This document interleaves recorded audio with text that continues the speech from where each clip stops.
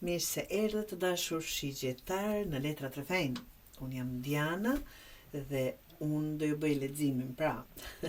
Pyetja ime ishte e ardhmja, si të arrim aty, çfarë mund të bëjmë, këshilla nga këto letra që mund të marrim, më shkurt si do ecin gjërat përpara. E ardhmja juaj të dashur nis me 3 të gjethes. Kjo tregon hapa të vegjël përpara. Nuk është shpërthim i madh, por përmirësim i qartë. Diçka fillon të lëviz pas një periudhe ngecjeje. E ardhmja të thotë, po ecëm edhe nëse ngadalë. Pastaj vjen mbretëresha e zemrës, këtu hyn ndjeshmëria, ose ti bëhesh më e i butë me veten, ose në jetën tënde shfaqet një figurë që të kupton dhe të mbështet. E ardhmja, apo ky letër, të pasqyron empati, kërkon empati dhe jo ashpërsi. Më pas lidhet me 5 të gjetheve, këtu shfaqen pak tensione, fjalë, debate të vogla. E ardhmja paralajmëron jo çdo përplasje vlen. Nëse humb energji duke u grindur, do humbasësh dhe fokusin, me gjëra që nuk ka nevojë as të merresh fare, të dashur shigjetar.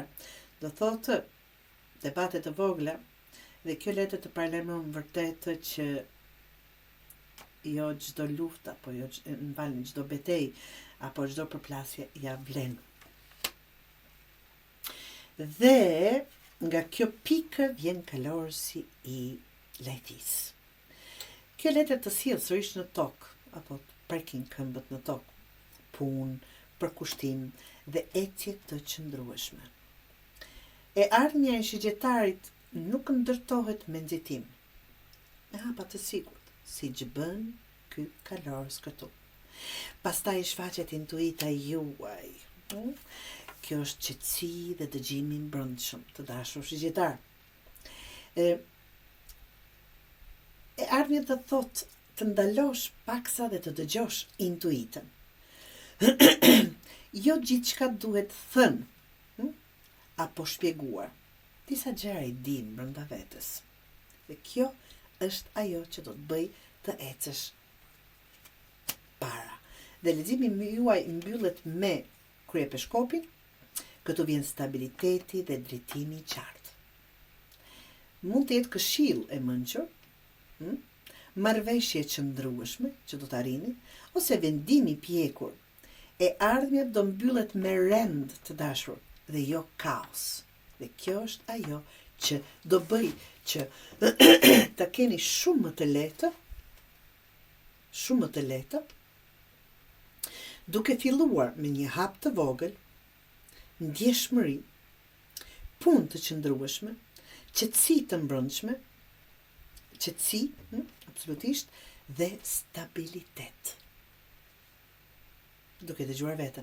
Këshillat që mund t'ju jap, prano ritmin e ngadalt, nga që shqiptari don gjërat shumë shpejtë, të jeni më të butë me veten, më të mirë me veten, të dashur shqiptar.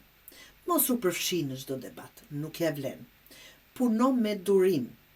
Dëgjoj intuitën tënde përpara se të veprosh. Do jetë rruga më e duhur. Dhe zgjidh rrugën që sjell qetësi. Jo çdo rrugë, të dashur shqiptari, kërkon shpejtësi.